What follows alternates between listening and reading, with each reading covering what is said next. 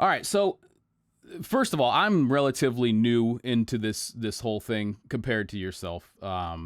You have an extensive collection of leather jackets and way more history than I could even touch on. I've looked up a lot of your stuff, and I've been a fan for ever since I found you.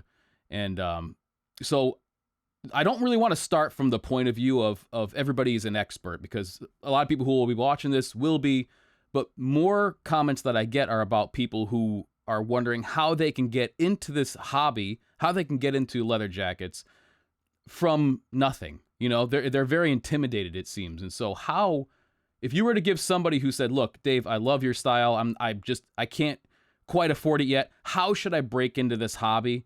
Especially coming from your past and having done this, what would you tell somebody who would ask you that question? How they can get into this? So, when you're asking me how would someone get into this, you mean in terms of buying new jackets, vintage collectible jackets, or just learning about jackets? Because they're different things, right? So Yeah, I guess maybe what the more accurate question would be would you tell them to save a little scratch, go vintage, in which case you should look for maybe this brand or that brand, or is it better for them to save to get what they really want? What I mean, there's really no right answer, and I'm sure it's different for everybody. Yeah, that's a broad. Yeah. That's a broad question. So I would have a broad answer for that. So here's the thing: I make jackets, right? And I guess the reason I got into making jackets was because of my youth wearing a leather jacket, and then my job, which was vintage clothing dealing, and then eventually my desire to make better jackets than even what I was collecting, or bring back what I was collecting. So I have like a long runway into Himel Bros. And if I was starting today is a lot easier than when I was doing it. When I was doing it, no one really knew anything. I mean, there wasn't the internet. I mean, when I started, 1993, you picked up things from experience and buying and selling stuff and talking to people and meeting Japanese guys that were way smarter about the history of American and North American clothing than we were, even, right? So there are so many resources on the internet to learn about jackets. There are forums, there's Instagram, there's eBay. Excuse me.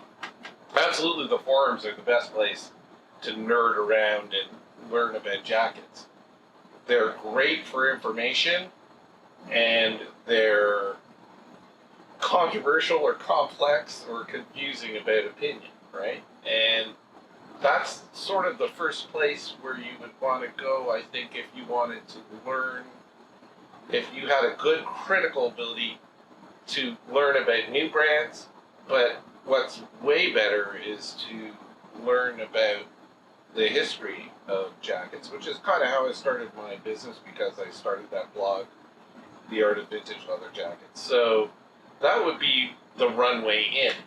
Now, the second part to that, which you specifically asked me, is about buying jackets for yourself. And that's a way more complicated question, because first question you have to ask is, what do you look like?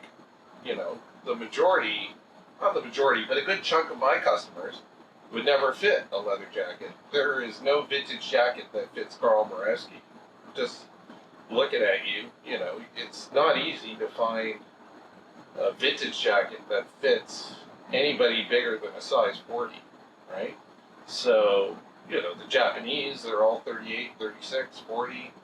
It was easy to sell amazingly cool, rare vintage jackets in Japan because they're the same size as Americans and Canadians and Brits around 1940, right?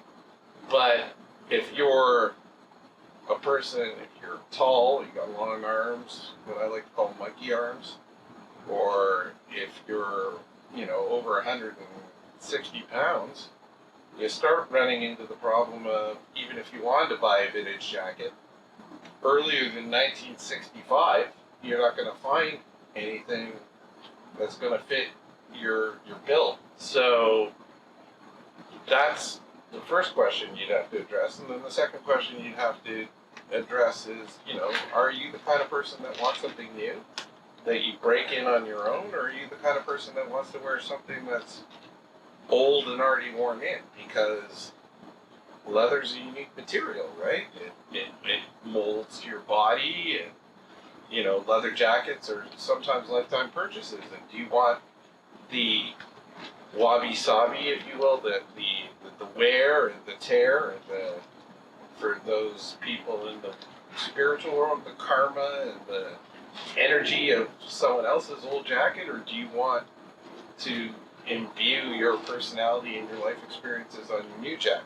So that would be another thing that you got to think about when you're looking at purchasing a jacket, right? But there's a third part that you asked me, which is, do you save up money, or do you enter in the vintage world, or do you enter in a lower or mid-tier brand or a high-tier brand? Well, look, I'm biased. Obviously, I make a high-end jacket, and I believe there's like a value proposition in buying a jacket from me, where you're not wasting your time with something that you might not be happy with, because there's pluses and minuses in buying a mid or a lower tier jacket versus a higher end jacket. We can do bespoke. We use the finest quality materials and techniques. We, in my opinion, design and create things that most other brands aren't capable of or interested in. And customizing something and making it to a standard that is close to or near perfection has a different value proposition than a lower mid-tier jacket, where you get what you pay for to an extent.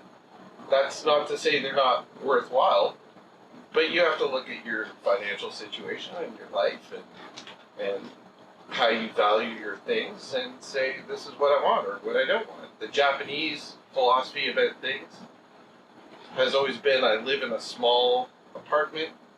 I don't want to consume a million or own a million different things, so I'm going to buy the best things. And I'm going to have fewer of them. So that's more of a save and buy mentality, which is the mentality that I grew up with here in Canada. It was always a very Protestant mentality to buy well and buy once and not buy cheaper things. But of course, we're all products of the consumer culture and Amazon and disposable items, and their value proposition of cheaper things is, you buy them, they don't cost you as much up front, but maybe they cost you more down the line. Now, that's the third part regarding saving up for my jacket. Now, if it was me, I still buy vintage jackets, and I love them, but I buy them for their historical reasons, not to wear. I don't wear my vintage jackets anymore, not very often. And that's not because I don't love them. That's because I have my own brand, and I have my own jackets now that I want to wear and love and break in. But there are some incredible deals, and there are some incredible brands from the past that do make jackets as outside of their historical context with as good or better materials than what modern jacket makers use. There are some real crap vintage jackets that are interesting from a brand perspective or design perspective or a manufacturing perspective, but there are still great deals to be had out there in the vintage world. And if you're really into it and you happen to have the right body shape and size, that can be a great entry. So that's a complex answer, I suppose, to a simple question. Well, it's understandable. No, and it's tricky because you know we're approaching it from several different perspectives. You know, it could be somebody who will never be able to afford a $500 jacket, or it could be somebody who may have the means and to save up, which is what I did, which is save up for a year, get something you really want and can have for a long time and take care of, and that's your jacket. So, but I always get the question of people who are wondering, hey, do I save up and go for the best that is out there, which is the approach that I think people should take. But we got to be realistic. There are some people who are really living paycheck to paycheck, and it's just out of grasp. So for them, I've always thought of a couple of brands that have seen good quality throughout the years. Even though within certain brands, I know that there can be different people who have worked on that jacket with different levels of quality. So it is a complex answer, and I appreciate you tackling it as well as you did. But somebody who has the knowledge you do, I think, would have a better perspective and more background. I'll say this from like running my business experience. I get a lot of customers who bought other brands that then come to me, and they're not happy with the jackets they've spent less money on, and then they find themselves in the pickle of they're buying and selling these old jackets at a loss. And my experience in running my brand has been, because 98% of my customers are, I try and get feedback. They're like, this is my favorite thing, or I love this thing so much. Everything else pales in comparison. But a lot of those guys bought other brands and then found themselves selling those jackets at a discount online because they were unhappy with something. It was binding in the armpit, or it didn't fit right, or it never broke in, or they didn't like the stitching or the color or the fit. And the customers I have tell me different stories. Like, I get stopped in the street and people ask me, hey man, where's that cool jacket? Or I get mistaken as someone famous, or people think I'm a rock star. Or so as a brand, I mean, that's great, but as a person who devotes all my time and attention to doing this thing, that's actually what I got into it for, right? Like, I got into it to make men and women look better and have something special happen to them in their lives through what I do. And that's what you want. I mean, the praise isn't from me. The praise is their experience with my jackets out in the world from other people. So if you get that, you're winning, right? And I'm sure you get that. Like you buy amazing things. You probably walk down the street and people stop you all the time and say, hey man, where are your boots from? Or where'd you get that cool jacket? Or, I can't imagine. And you have your own experiences, right? Oh, 100%. Yeah. So I would love to really tap your knowledge here, because I think you're somebody who can speak to this better than anybody else. What goes into making a great, or the ultimate leather jacket? I mean, apart from the materials, which I can read about, there is so much more that only somebody who builds these things and has deconstructed them would know. So what goes into making such a great piece? So are we long answering this or short answering it? So give me the long answer. I want the long answer. The long answer. Wow. Okay. Because I go on and it doesn't leave a lot of room for us to back and forth. It's gold. It's nugget. You're dropping pearls here. It's all good. All right. So if you need to interrupt me and ask anything, just do it, because sometimes I don't take a breath. But fair enough. Yeah.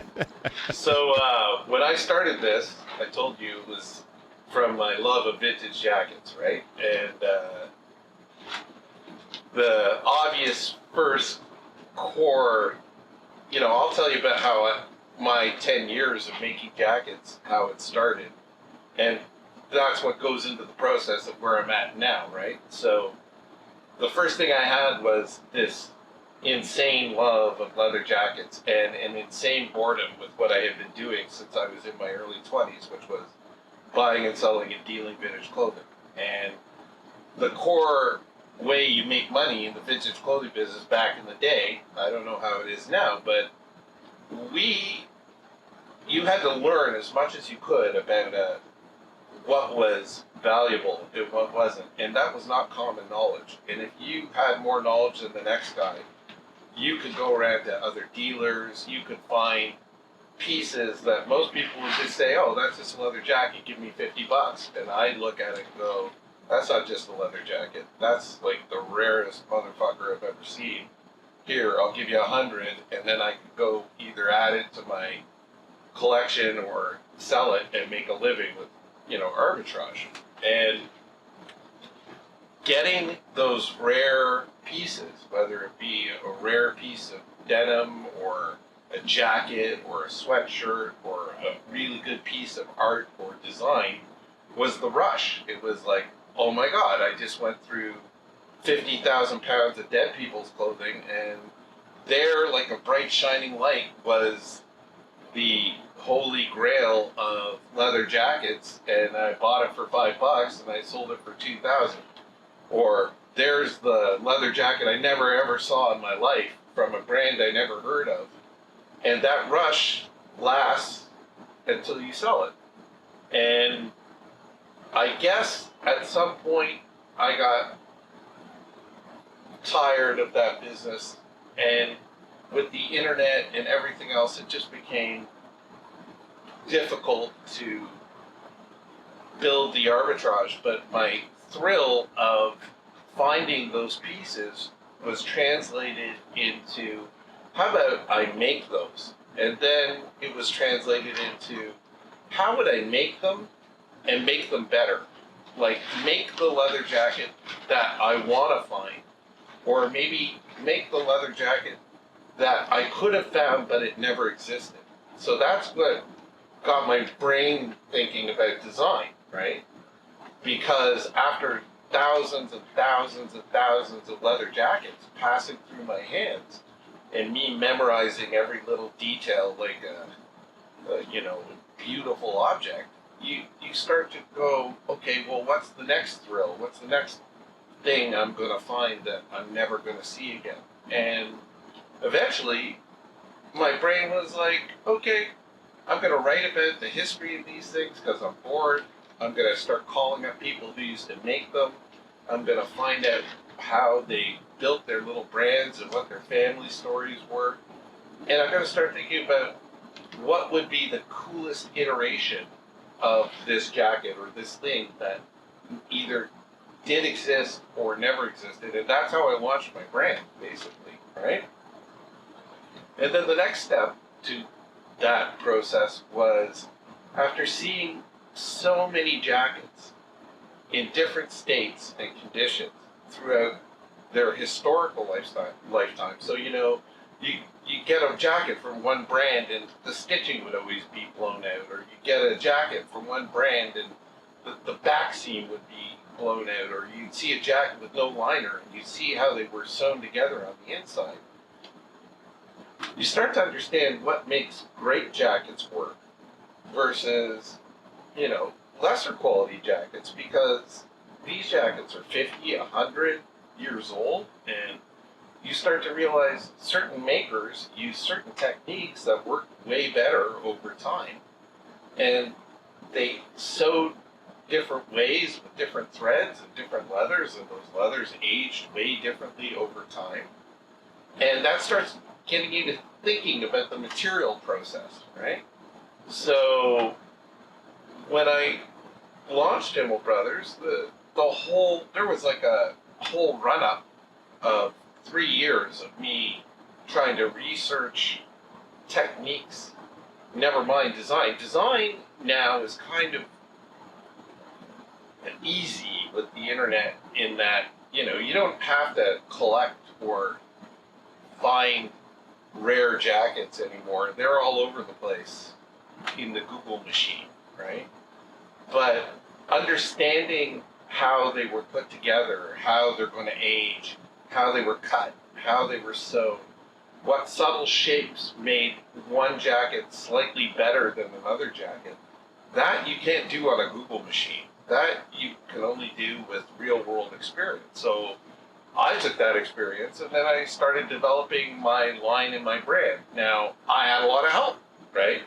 I had my big old brain full of jackets and experience and knowledge, and I have really good image memory. So, I'm capable of holding thousands of jackets in my head, right? Which is great, very helpful.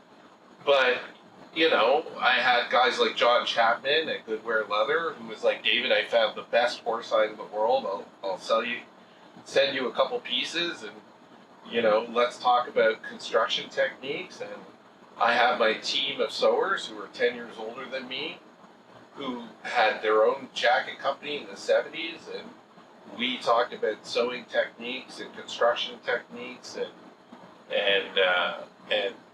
relearn those techniques because they're expensive and complicated and no one does them anymore. So for me, it was a real process of building those techniques and building that design and building those ideas from a vast knowledge base that was bigger than mine, but also me being the puppeteer who organized it all into my brand. So that's the sort of esoteric approach to what makes a better jacket. The specifics, are endless, right? We could talk about materials, we could talk about pattern making, we could talk about thread, we could talk about leather tanneries, we could talk about liners, we could talk about glues and tapes and sewing machines. There's so many different components. Yeah, like how deep do you want to dive down that rabbit hole is a real question. Well, I'll tell you what. Can we start with this then? Why don't we just start with the main body material? I mean, you're one of the only people of two, I think, on the North America continent who uses Shinki horsehide. But what's your favorite leather? I mean, you use that a lot. Is that your favorite leather? And if it is, then why? Okay, so leather is a big topic, right? I spend, before COVID, I spend a bunch of trips a year going to tanneries, right? And tanneries are the equivalent, the leather equivalent of wineries. We hear about tannins in wine. We hear about tanneries that do leather. The reason is it's the same thing. Wines there's red wine, there's white wine, there's ice wine. They have hundreds of different grapes that people use or breed. They bottle them.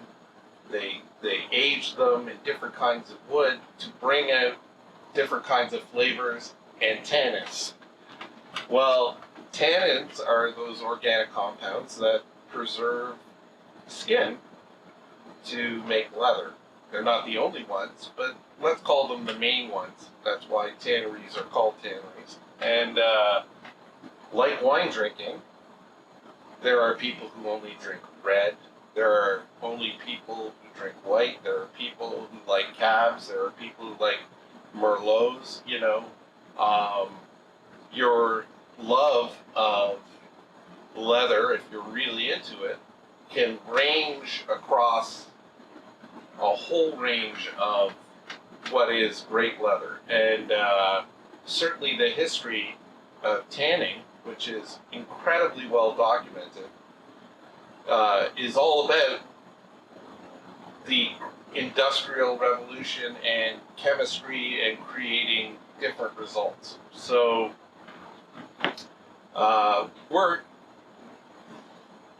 I have different leathers for different purposes.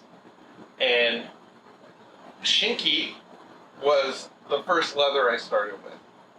I've been to the tannery, I think, 6 times, and it's an incredible tannery. By tanneries go, it's clean and efficient, and like all things Japanese, it's way more snazzy than a lot of tanneries that I've been to. And if you've never been to a tannery, they can range from smelling like a barnyard covered in blood and goo to a pristine high-tech enterprise, and Shinki is this like perfect vintage tannery. So they've been making leather for decades from an old recipe, and they have these wonderful old machines that they use to go through the process of producing what I would argue is a really great full veg horsehide. And when I say really great, what does that mean? I have handled thousands of vintage horsehide jackets, and different tanneries produce different vegetable tan horsehide results. European horsehide jackets have a very different feel than American and Canadian horsehide jackets, and vintage horsehide jackets in North America have very different feels depending on what company made them and where they ordered their leather. So my feeling is that Shinky is one of the best horsehides for longevity, in the sense of it will get more beautiful with age in a certain way that I like from my experience with vintage jackets. That it's not too heavy in the sense of the way it bends and molds and forms, and that they take the care and the time to produce a really beautiful horsehide leather. Now, that's not to say there aren't other great horsehide leather tanneries, and I don't just use Shinky. I mean, I have an incredible goat leather. I have an incredible Cape Skin sheep leather that's much lighter weight. I have American steer hide waxed pull-up chrome veg retan leather. I use Horween leather, which is a custom tannage they do for me that really does an incredible job of imitating sort of 50s chrome veg retan horsehide. So I have a whole variety. I have Canadian leather of wild moose hide and hunted and deer, which is predominantly chrome tan. So I don't anymore have a specific leather that is absolutely my favorite.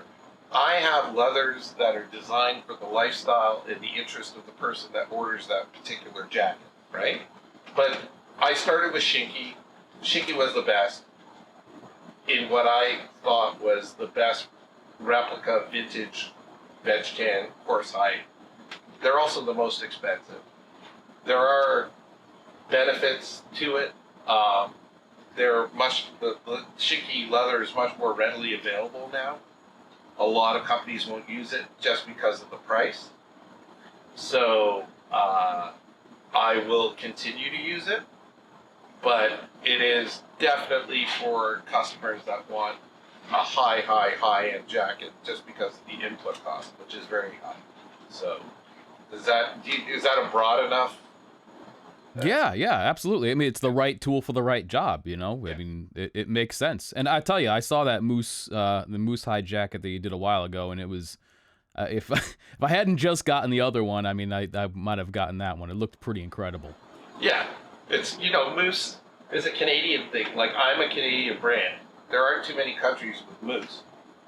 And, they're hunted. You can't farm a moose. No one's tried. I don't think they want to. And, people live here on moose meat.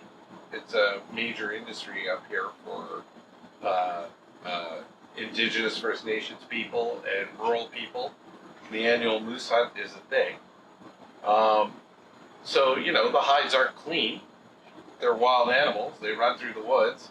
Depending where they get shot, that's another problem. And then mostly they're fleshed out in the bush. So these guys are pulling the hides off when they're skinning their animals, out in the swamp or the woods where they shoot the moose, and then hauling everything back on an ATV. But I have a really great guy I work with here in Ontario, and we have a great relationship, and I have a really great supply of, white-tailed deer and moose, and bison buffalo, Canadian buffalo, which he buys from farms and then tans the hides. And his main customers are First Nations people who do traditional arts, moccasins, that kind of thing, and me. So, it's a really interesting. I added that in the last year and a half, and that's going really well. I mean, I didn't realize there'd be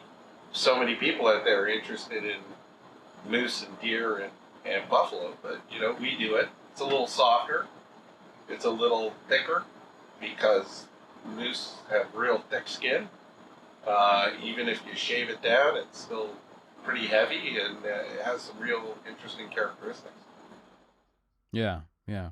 Now, you use do you use exclusively cotton thread? When I started, I did, and that was John Chapman helped me with that. I got all my thread from New Bedford Thread Company.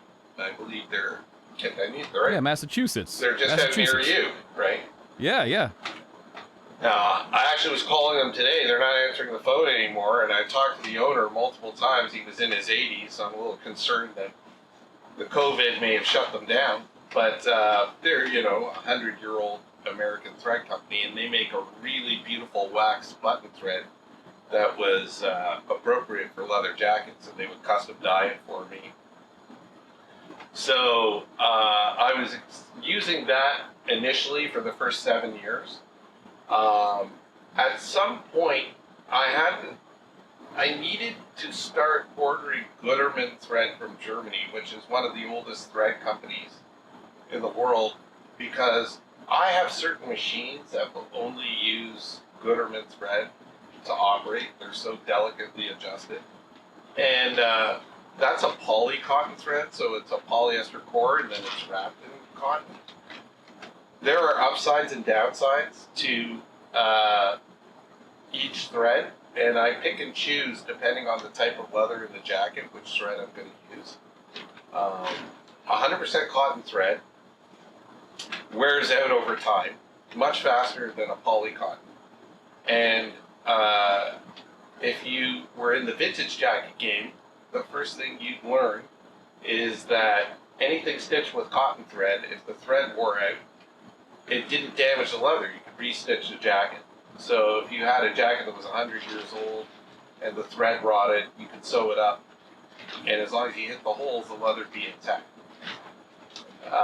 But what you learned from the 60s and the 70s, where a lot more jackets were made with poly cotton or straight up polyester, the thread is insanely strong. So if you were making a motorcycle jacket, say flat track racer like Bates of California did, and the guy has the potential of wiping out on a racetrack at 200 kilometers an hour, you'd want the strongest thread possible so that jacket didn't come apart. So they would use like a pure poly thread, but that poly thread is stronger than the leather fibers it's sewn into. So over time, that action of wearing that jacket would slowly make those little needle holes bigger and bigger because that thread's sawing through the leather. The thread will never wear out, but the leather could wear out.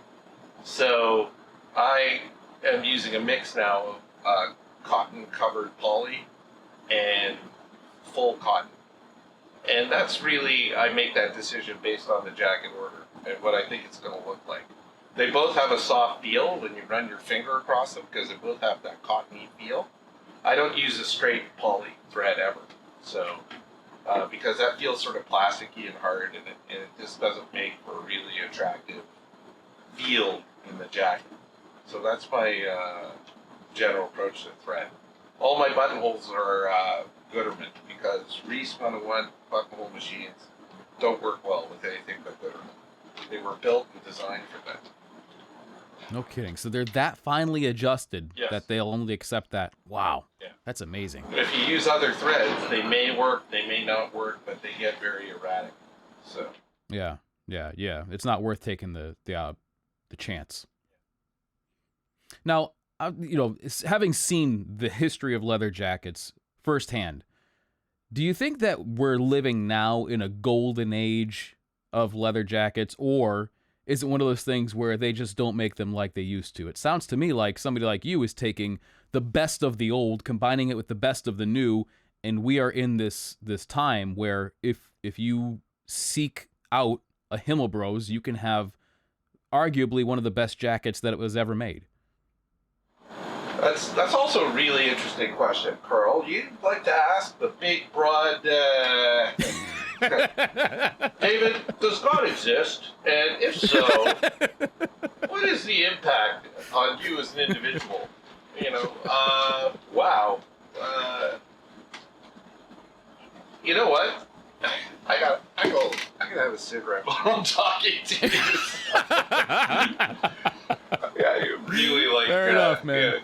You're hitting me up with mind benders. Listen, we can go easy if you want. We can softball them, No, it's great. It's great. Don't.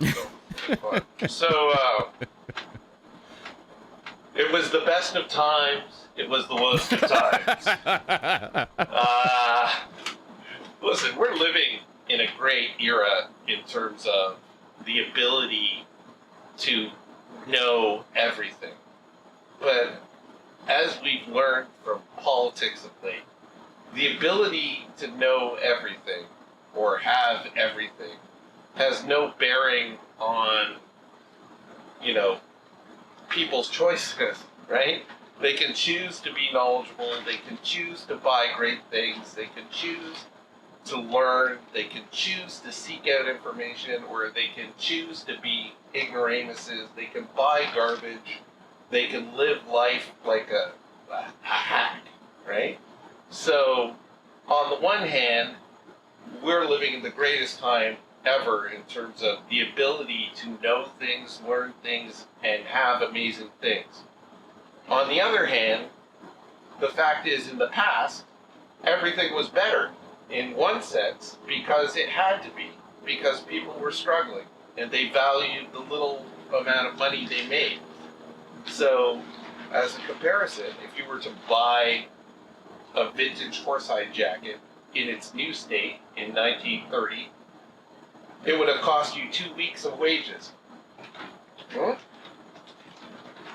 My jackets would cost you 2 weeks of wages. No different. Now, why would someone making $4 a day or, spend 2 weeks of wages on a leather jacket in 1935 or 1925? That was their jacket for life. That was their protection from the elements. That's what they wore to work. And if you made a shit jacket and that guy saved up his money, he'd come back with his pickaxe or his riveting tool and put one right through your chest, because he'd be like, I need this for life. So brands competed, or makers competed, let's call this pre-brand, to make better products. That was the motivator. They all cost the same, more or less. There wasn't a high, a middle, and a low. There was just, this is the price. I'm going to make it better than that guy down the street, and you're going to wear this working on the railroad or, in your factory, and you can't afford to have crap. Now we live in an age where people have endless choices, from, that piece of clothing you bought at some giant corporate store made by little children's hands that you washed once and fell apart, or the simulated incredibly good thing that was still made somewhere with lesser materials that may or may not fall apart, or the thing that completely how it was made through the disclosure of that maker or that brand, and then all the iterations in the middle. So you can have nice things, but now as a consumer, your job is to decide what you want to spend, how you want to spend it, where you want to spend it, and learn about the people you're spending it on. So I would say, if you're going to spend a lot of money on something, make sure you goddamn well know who's making it, why they're making it, how they're making it. Put in the time that you're put in the time, the same amount of time you spent earning that money. Put that time in learning about how you're spending that money. Is that like a,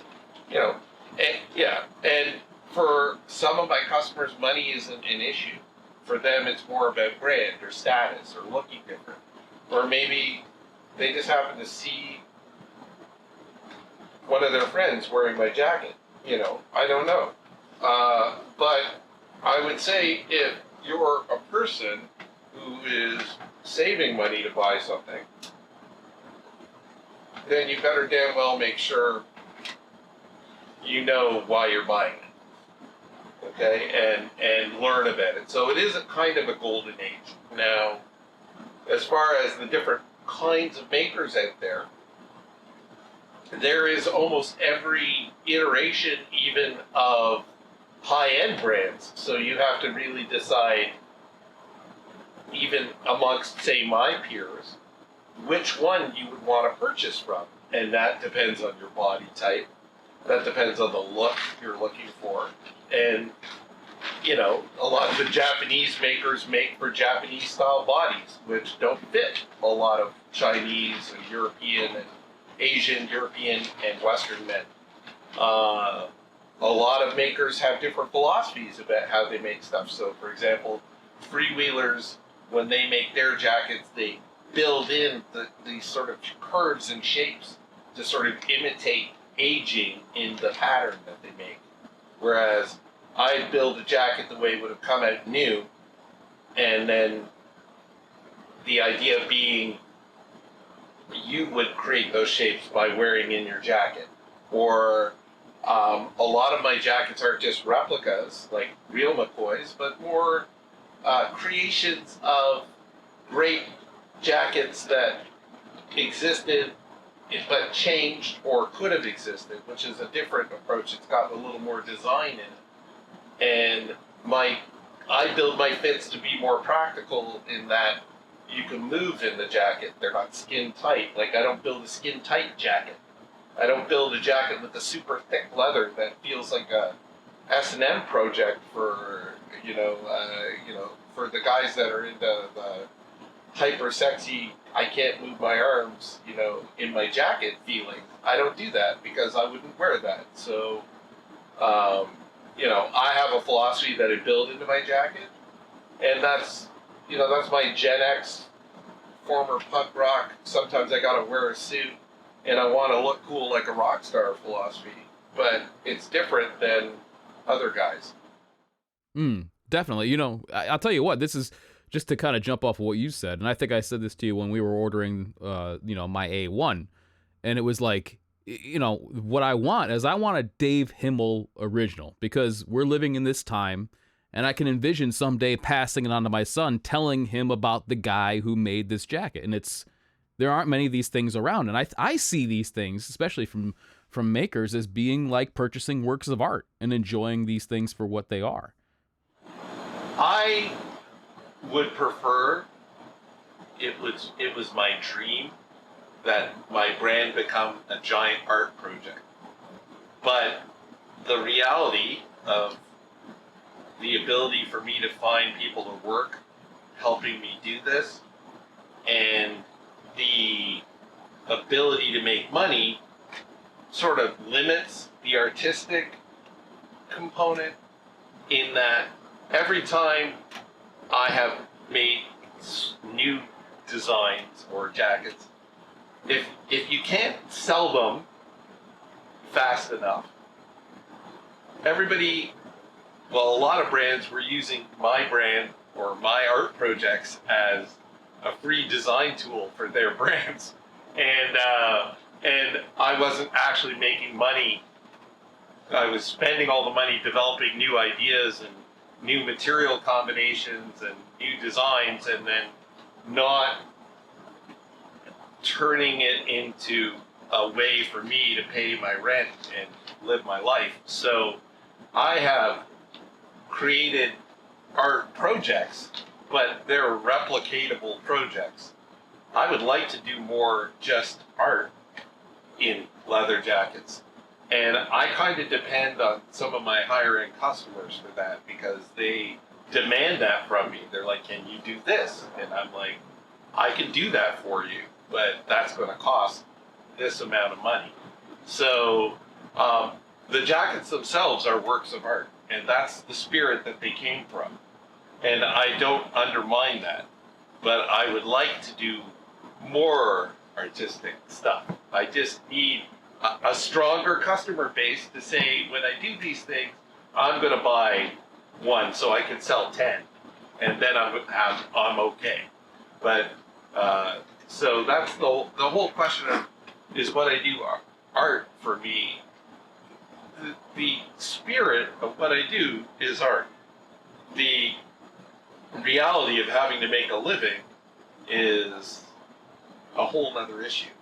Now I'm just going to take a 2-second break to put out this cigarette, Carl, and turn on the outdoor lights because the sun has gone down. I'll tell you what. You know what I would love? This isn't even a question that anybody else asked.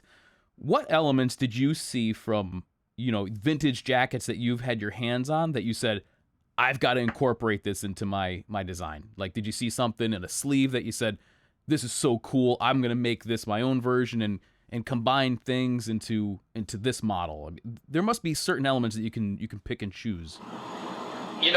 Okay. So again, that's an interesting thing because that really gets down to the core value proposition of what I do, right? I have seen and memorized thousands upon thousands upon thousands of jackets. And part of the issue of design is to synthesize something that has a sort of, oh my God. Look, I have a background in post-structuralism and philosophy, and I took this course. Philosophy went through a lot of changes in the last 40 years. I took this course with this ancient professor, and it was a course on the philosophy of beauty. And it was archaic and out of date and ridiculous because up until the 1970s, and this is in the 80s, people used to talk about what is beautiful, and there were all these philosophers that tried to define beauty. And of course, philosophy now talks about politics and power and language and logic and structure and ethics. But these ideas like universals like beauty, they don't really exist anymore. That we talk about the cultural ideas of beauty, we talk about, but this was not that. This was a course in 19th century ideas around beauty. And I thought it was dumb in 1986. It was just this is dumb. But as I've aged, I'm starting to grasp this notion that maybe there is a more esoteric and romantic idea of what is beauty, what is beautiful. And I say this in a way in which every once in a while you see a jacket and you hold it and you look at it. If it fits you, maybe you can wear it, or you put it on someone and you're like, I can't quite pin down why, but this just has a kind of unified perfection in beauty that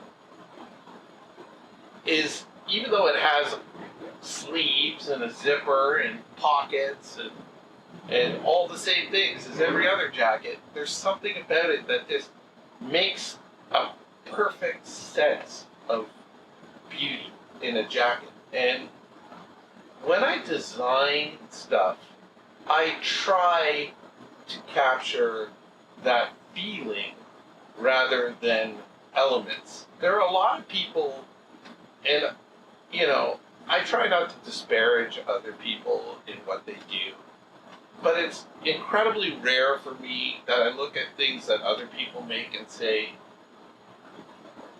there's a kind of beauty in that that's so perfect. And it's very rare. The brands that come up with stuff like that, I just bite my lip and punch a wall because I'm like, why didn't I do that? Why is that so perfect, right? And I try to capture that. Now, here's the thing.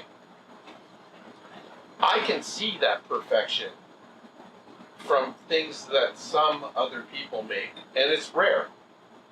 I can't see that in what I do. For years, I have depended on my customers and people that work for me and my friends and my family to tell me about what I do, because when I make my things, I try to get that sense, that perfection that I see in the people that I think do it better than me, or have done one thing better than me, or multiple things better than me. But I'm too close, they call it being too close to the text. I'm too close to the jacket to see the general effect of what I do.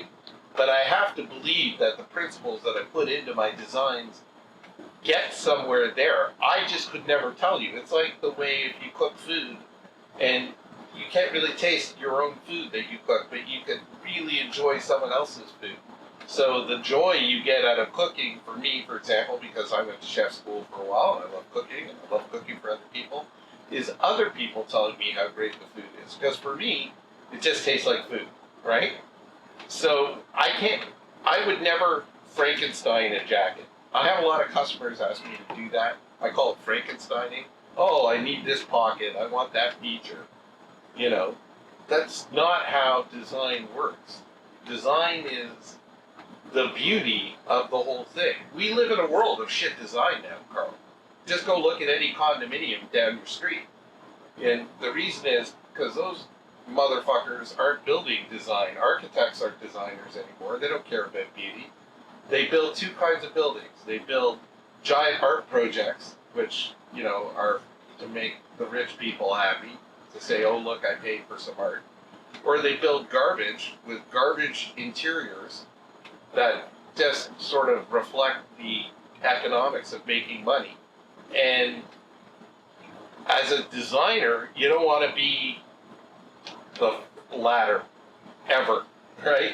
I don't want to build jackets that just make money, and I don't want them just to appear like something or pick and choose elements just because they exist. I want that sense of beauty and perfection, and that design only costs my brain. It doesn't cost, you know, sometimes I guess making a more complicated jacket certainly costs more money to sew, but I mean, it's all about what goes into it. So I never picked and chose elements from vintage jackets in the past so much as I created respective homages to different brands of jackets. So some of my designs look like they came from a brand. Does that make sense? Yeah, no, and I'll tell you, you know what? When you were speaking, it really reminded me so much of music. You know, like I played in a band, and it's like, you know, you can't listen to your own music because you're picking out the little things, and then see if somebody will tell you their favorite song and why they like it, and that is so much more rewarding. And I guess it just reflects back on the whole thing of creating art, and when you're too close to it, you just simply can't appreciate it. Yeah, you can't see it. Right. You just see the process that went into it. But if you're a real artist, that process is your whole set of life experiences and values. And that should reflect in the object or the thing when it's finished, right? Yeah. You know, one of the things I love about the A1 Heron that I have is the way the button closure is on the cuff. The way that scoops up and kind of goes around. And it sucks is I can't see it when I'm wearing it, so I have to like turn my sleeve to look at it. But that's one of my favorite parts of that jacket. I absolutely love that little section right there. That jacket is the jacket that started me. That and my afro. And I can talk about where that jacket came from if you want. Sure, yeah, why not? Okay, so when I started, my team and I spent 2 years, they weren't working for me. They had their own business. And I just was like, okay, well, we have to figure out a way to stitch with this cotton thread that looks exactly like this. And that took like a year. And I just kept paying them to help me build like processes for how to make these jackets. And they finally looked at me and they said, like, look, they're Chinese, so, you know, very blunt. they immigrated to Canada in the 60s. A very blunt culture. They basically said, we're going to kick you out if you don't start making jackets because we're not taking any more of your money. Like, you can't just keep paying us to try and learn how to make these jackets. You need to actually make one. So they were feeling guilty. Kept going in and saying, no, we got to get this right, and we got to get that right. And so the first two jackets I made were the Heron and the Avro. So I picked the simplest and the most complex two jackets I made to start, right? And the Heron being the simplest, it has like the fewest number of pieces. And the Avro being the most complex because it's got this insane number of pieces in it, right?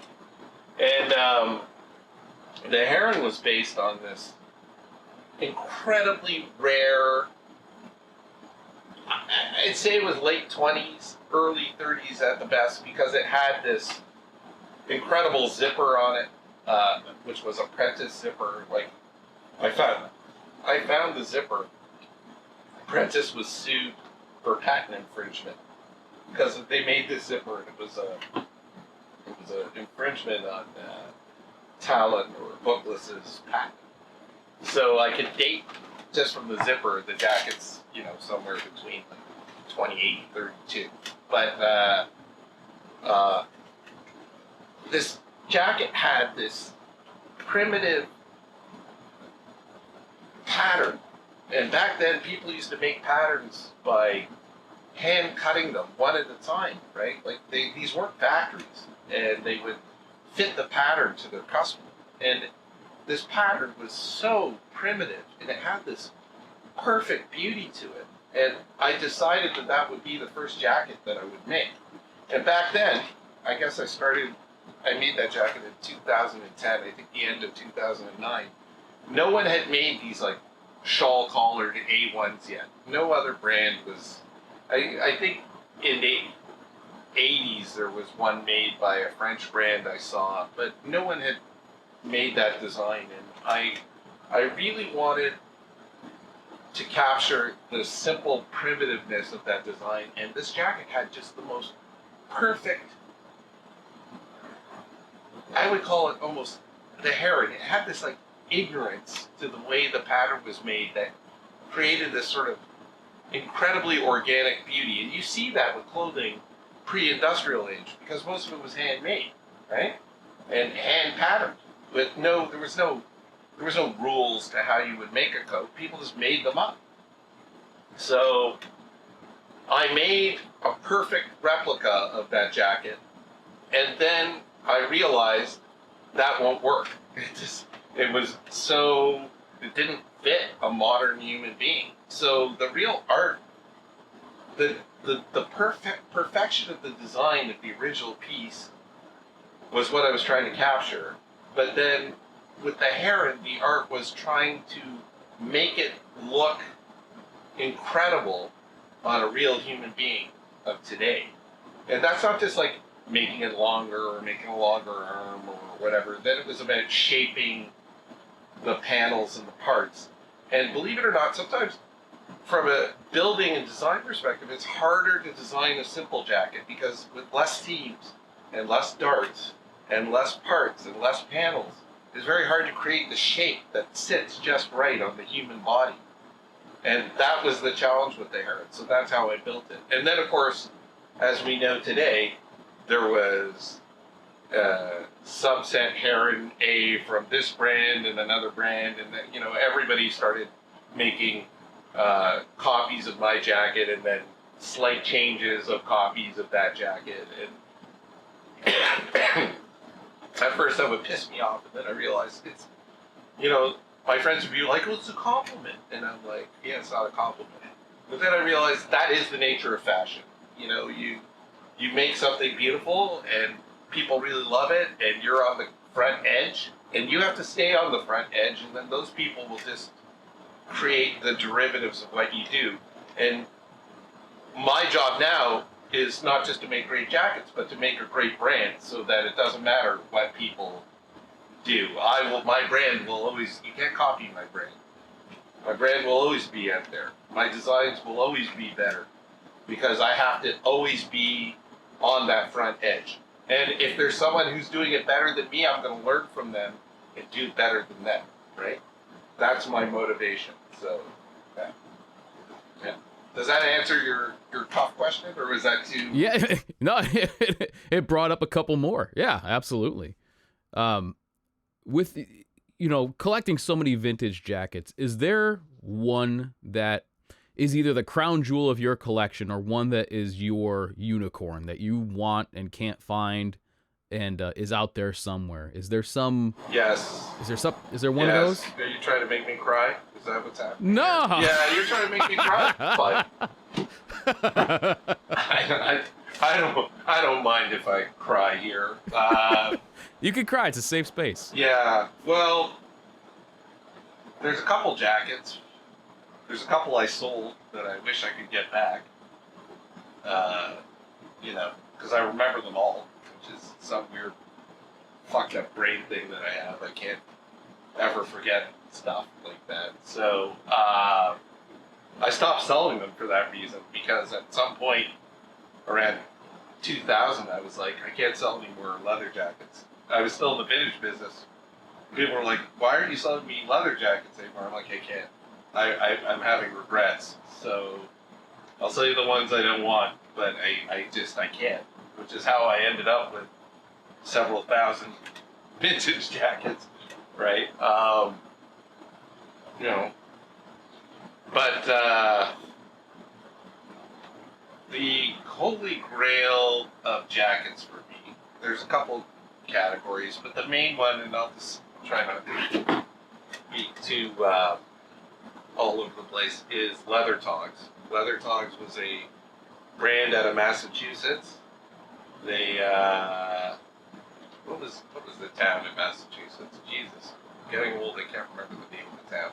They worked at Malden. They worked out of Malden, Massachusetts, and then they switched at some point to another town near Malden. So some of the labels have Malden, some of them have another town. And they had, for some reason, they only had a couple styles, and their styles were literally perfection, right? Which presented a couple problems for me, because the front of the Avra was based on the Leather Togs jacket. And, there is a brand that copies Leather Togs, that's Freewheelers, right? So the owner of Freewheelers has one of the biggest collections of Leather Togs jackets. They are insanely rare. The Sentinella, which they make, I make my own version. I sold, in my vintage dealing, I think I only have 4 Leather Togs jackets, which is, as a brand goes, the smallest number of any brand. That's how rare they are. And I own one of the earliest versions of their D-pocket jacket. For intents and purposes, in my opinion, they invented the modern D-pocket jacket. The entire Beck brand is modeled after Leather Togs. They existed pre-World War II, and then sometime during World War II, they disappeared. And they made perfection. Now, the 3 jackets I sold, I wish I could get them back. But I can't. And the one jacket that, if you buy Japanese magazines and you see this beautiful brown D-pocket jacket, like that was on the cover of the Lightning Magazine Vintage Leather Jacket edition and is always in every edition, that's a Leather Togs 1930s D-pocket jacket. And I remember, because it was sold on eBay, and back in 97, 98, and I tried to buy it, and I think it sold for, which was an insane number at that time, I think it sold for like $2,500. I think I tried to buy it for $2,000, which for me was a massive amount of money for a leather jacket. I regret not getting that jacket. It is the single most beautiful jacket I've ever seen. It's in Japan. I know the guy that owns it. It's mine. It's his now. It's never coming back. You know. At least you know where it is. Yeah. And God, I see it in every magazine over and over and over again. That's how it's the Mona Lisa of leather jackets. No kidding. Man, that's fascinating stuff. Very cool. Listen, I'd love to talk about some of these questions that people are asking, because you and I could nerd out about this all the time. And when COVID lifts and you find yourself in New England again, you got to come down to my place. Well, I will definitely try and find an excuse. That's for sure. And we can nerd out more and more about this. The one thing I want to talk about, and I know Parker brought this up too, because it's a question you guys get a lot, is about care and how to maintain your jacket. And I have my opinion, but I'm interested in hearing yours because this is about you. So what do you think is a good care routine and schedule for jackets? Okay, so I am like a product tester for things, right? You give me anything, I will break it, destroy it. If there's a flaw in it, it will.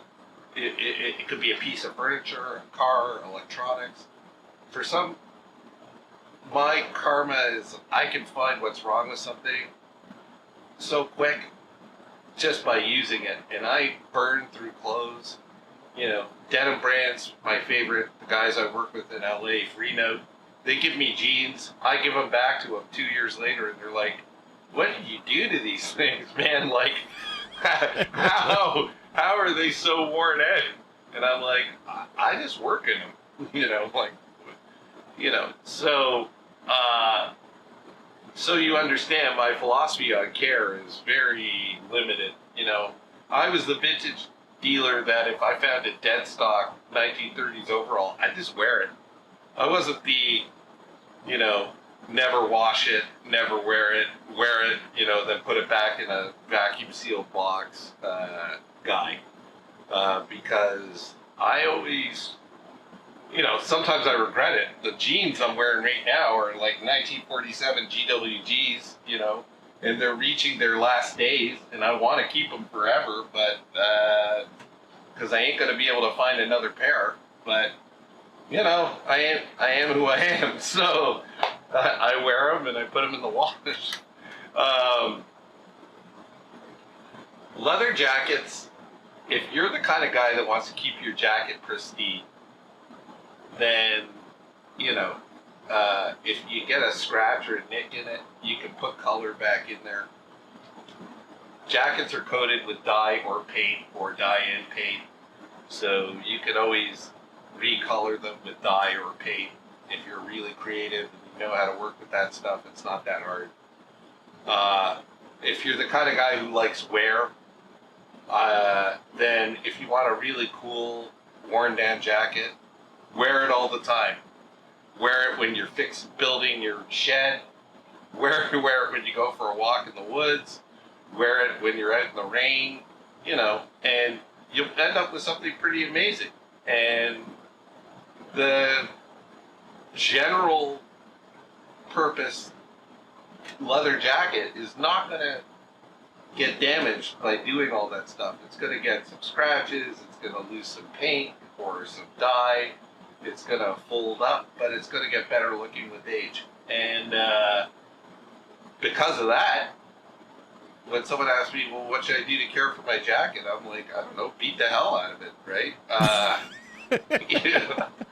You know, people say, should I oil them? Should I wash them? Should I, you know, apply some sort of product on them? And if you got something on your jacket that you didn't like, as long as it hasn't absorbed into the jacket, like oils will absorb into a jacket, I say take a damp cloth, a little bit of dish soap. Some people use Murphy's oil soap or something like that, and just wipe it down. And that's it.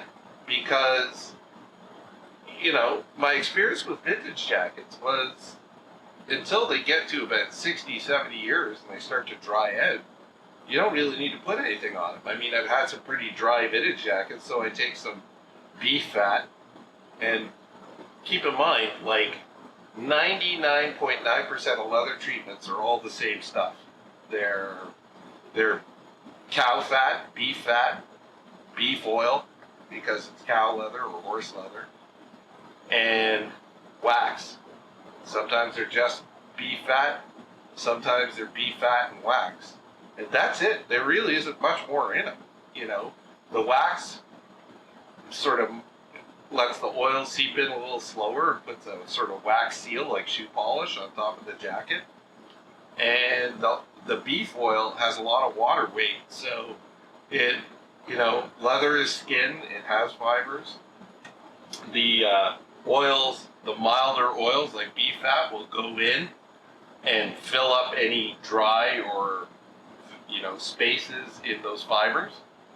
And then they'll eventually dry out and they won't darken the leather. If you start getting into other kinds of oils, neat's foot oil, that kind of stuff, it'll darken the leather. It has a more viscous, oily quality to it and less water, and it'll change the character of the oil. If you have a real dry, stiff jacket and you use a real strong oil like neat's foot oil, it'll soften it up, but it'll darken the jacket and take away the patina, right? So when I talk about leather care, I talk about leather restoration. For other people, they're like, well, what should I do to care for your jackets? I'm like, wear them, wipe them off, you know, call me in 50 years if I'm still alive and I'll give you some advice, right? But that's generally it, right? Sure.